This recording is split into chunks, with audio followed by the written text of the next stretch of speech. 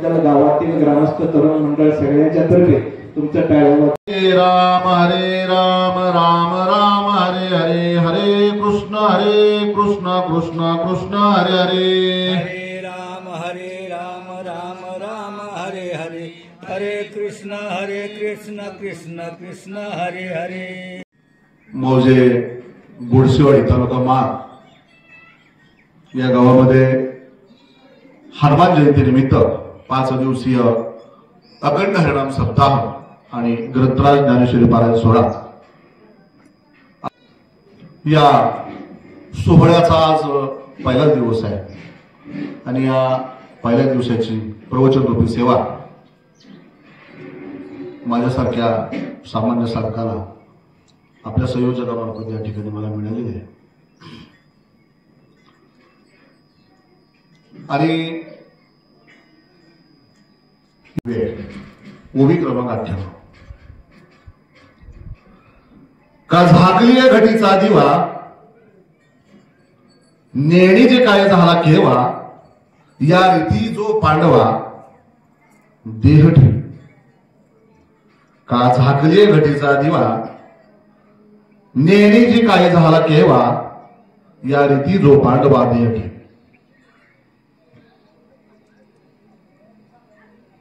आपलं आयुष्य चांगलं केव्हा गेलं हे ओळखायचं कसं याबाबत माऊली चोवी आपल्याला सांगते.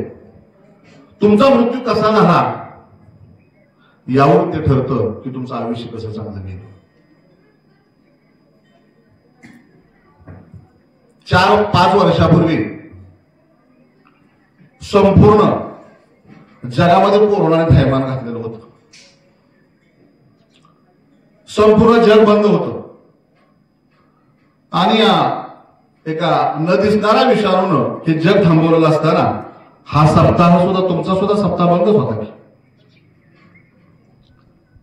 कोरोनाच्या कालावधीमध्ये आपली पारायणं बंद होती, सगळं जनजीवन बंद होतं.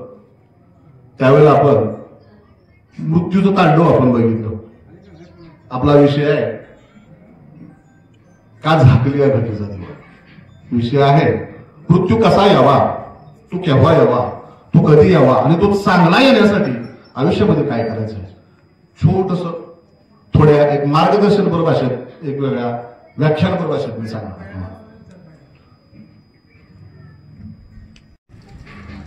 एका न दिसणारा विषाणून संपूर्ण जग बंद ठेवलं. ते आयुष्य कशासाठी आहे याचं चिंतन करण्याची वेळ अख्ख्या मानव जातीला आपल्याला या कोरोनाच्या कालावधीमध्ये आहे. माणसाने जी गती धारण केलेली आहे, स्पीड, माणसाने जी गती धारण केलेली आहे ती धारण केलेली गती 1.5 वर्ष एका न दिसणाऱ्या विषाणून, कोरोनाच्या विषाणून ते थांबवून ठेवलेले होते. माणसाला थांबायला भाग पाडलं होतं महाराज. तुकोबाराचा एक अभंग आहे, तुकोबाराय म्हणतात तुला जगायला किती लागतं, तुझी गती किती विलक्षण आहे, तू थोडीशी गती कमी कर, तू थोडीशी गती कमी कर. तू जो संतांचा उपदेश आहे, जो महापुरुषांचा उपदेश आहे त्या उपदेशाप्रमाणे जगायला शिक.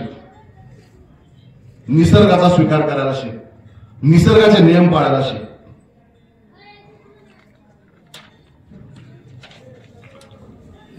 खरं तर निसर्ग आणि मानवाचा परस्पर संबंध खूप जवळचा आहे. या पृथ्वी तलावर आपण पाहुणे म्हणून महाराज आलोय, की तर आपण मालक व्हायला आलो नाही. जे काम आपल्या वाट्याला आलंय, हा जन्म मिळाल्यानंतर जे काम आपल्या वाट्याला आलंय ते काम आपण पूर्ण करायचं आहे आणि ते काम पूर्ण करायचं आणि सर्वांचा निरोप घ्यायचा आणि निघून जायचं. निसर्ग आणि माणूस परस्पर संबंध मी तुम्हाला समजून सांगतोय. आपल्याला मृत्यूकडे यायचंय, त्या उपदेशाकडे यायचे, संतांच्या उपदेशाकडे यायचे. निसर्गाचे काय नियम आहेत, माझी भाषा थोडीशी वेगळी वाटेल, सामान्य माणसांना ती पचणार नाही, पण मी वास्तव तुम्हाला सांगणार आहे. आणि तरुणांची संख्या फार कमी आहे तरी सुद्धा जाणती माणसं आहे सगळी.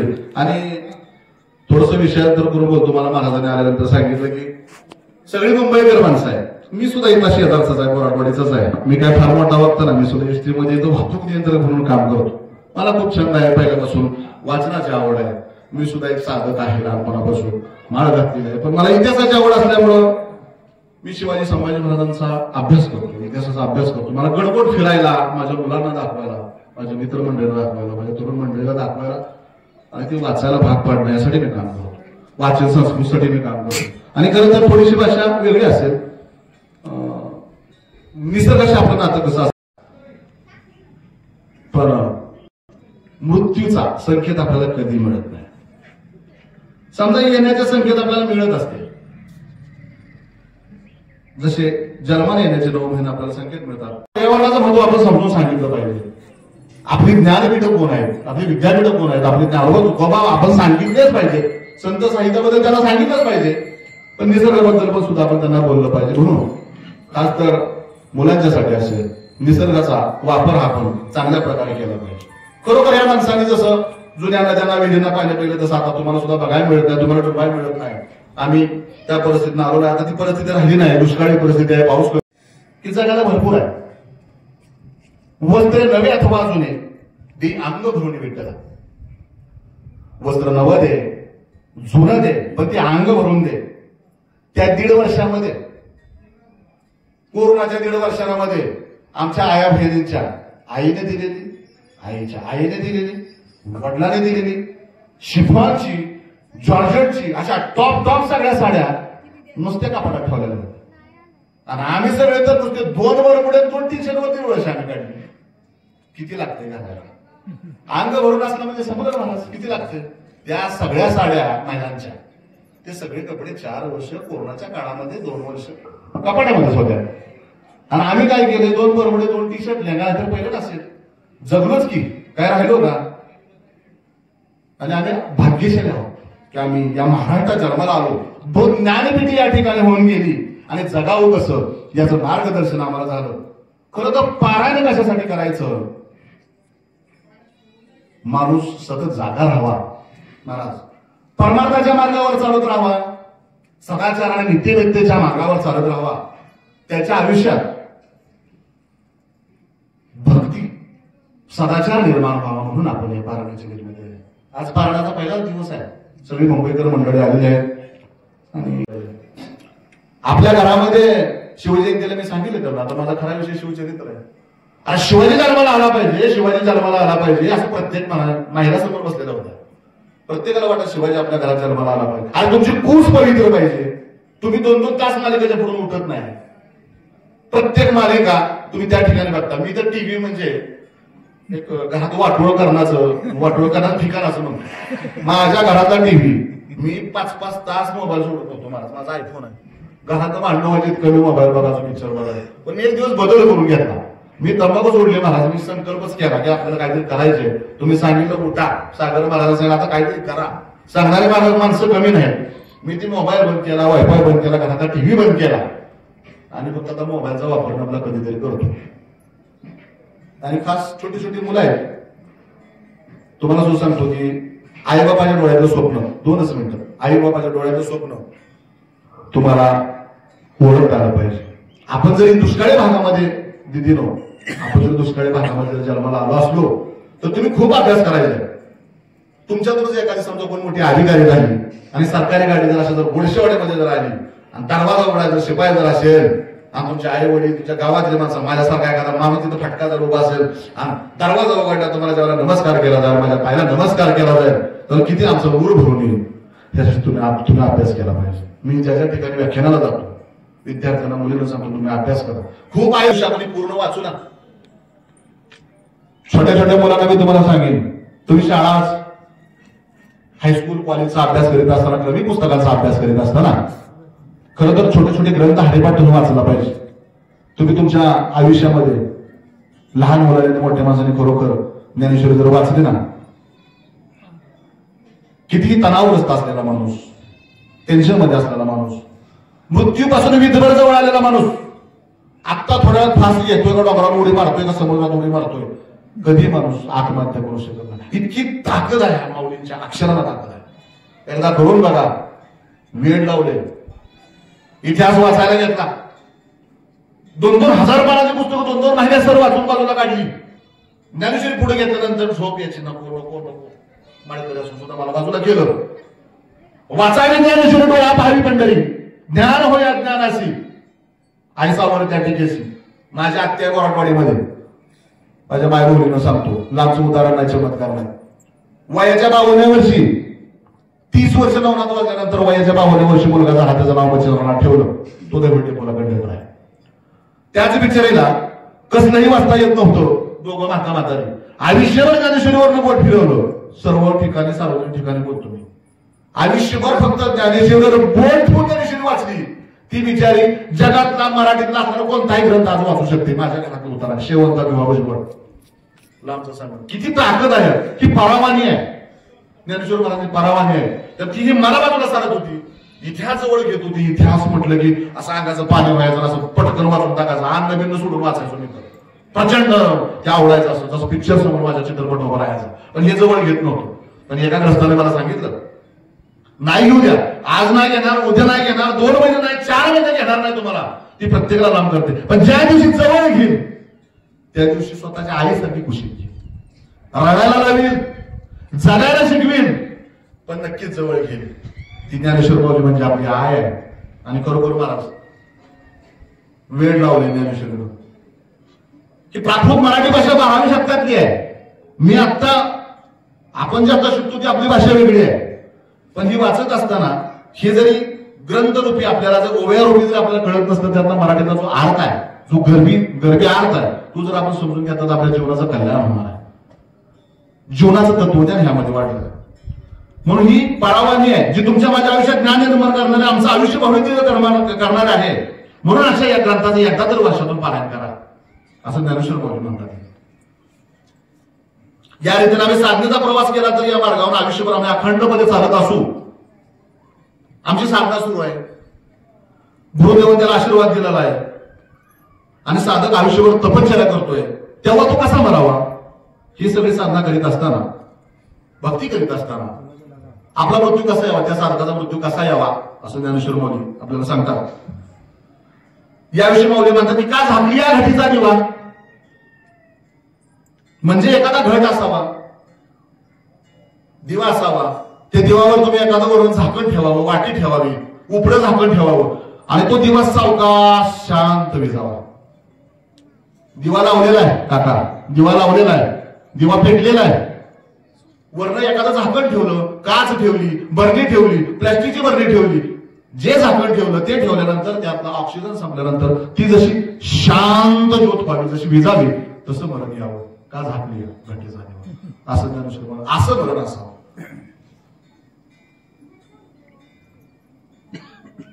मृत्यू कसा यावा, जो आयुष्यभर या मार्गावर चाललाय. आता आपण मृत्यूचं निरूपण करणार, आयुष्यभर या मार्गावर चाललाय, तो चालत चालत सगळे कर्म संपवतोय महाराज.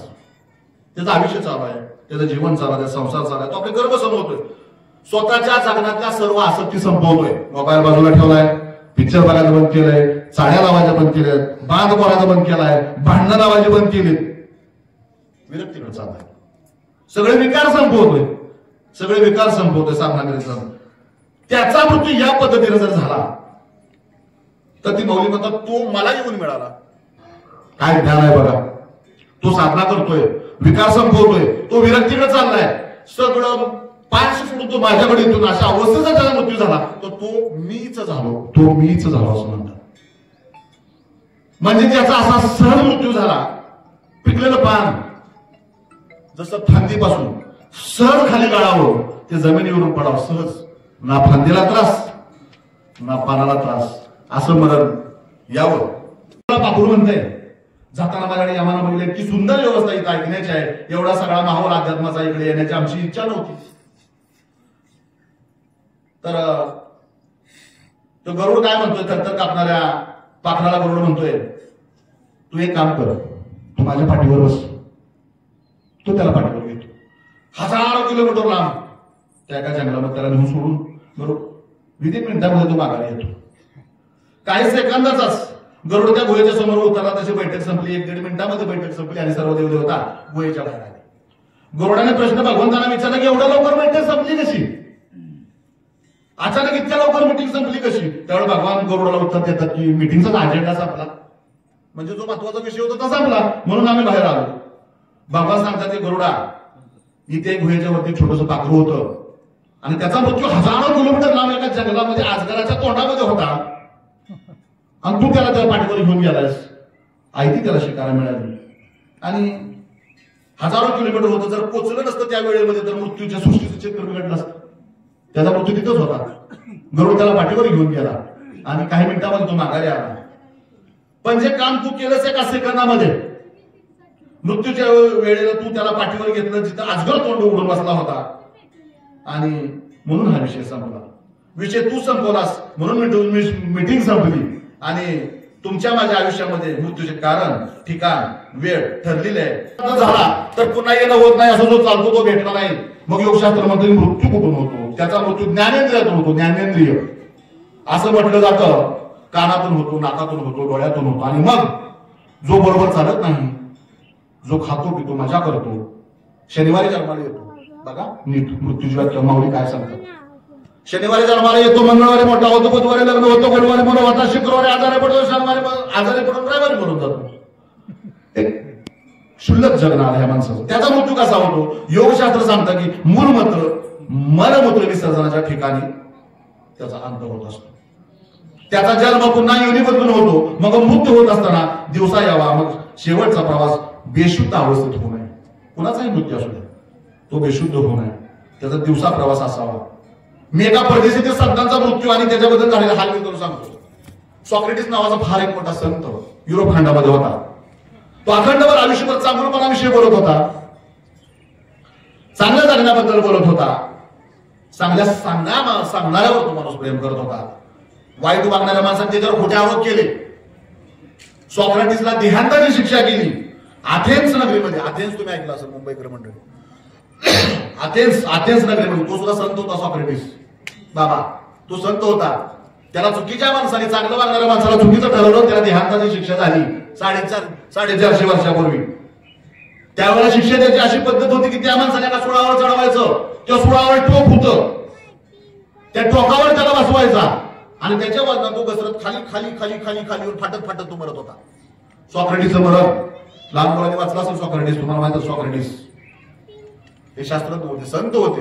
त्याला असं मरण दिलं झालं की उभा सूळ होता, त्या सुळावर टोक होतं आणि त्या टोकावर त्याला बसवला गेला आणि त्याच्या वजनाने कित्येक दिवस तो असं खाली खाली खाली फाटत फाटत फाटत मिळाला. दुसरी शिक्षा होती, अजून एक शिक्षा होती, त्याच वेळेत दिली जायची.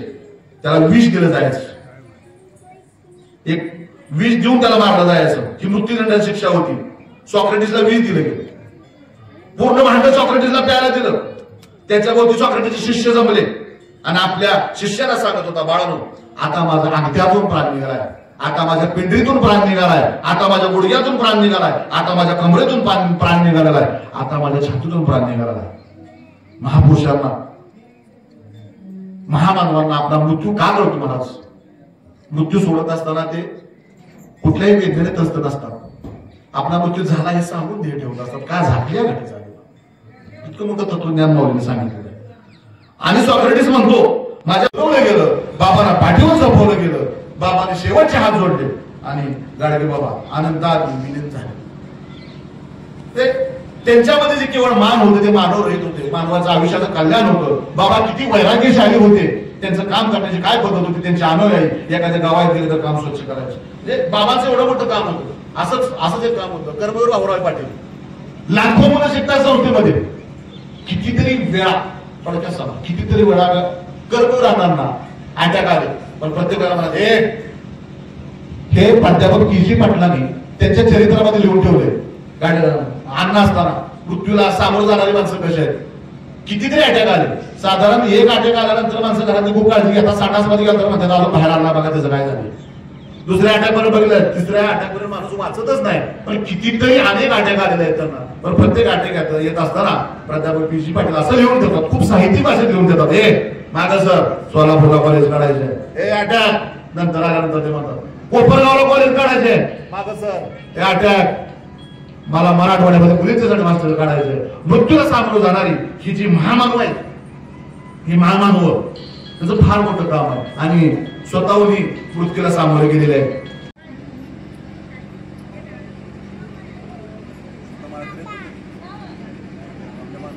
आपल्या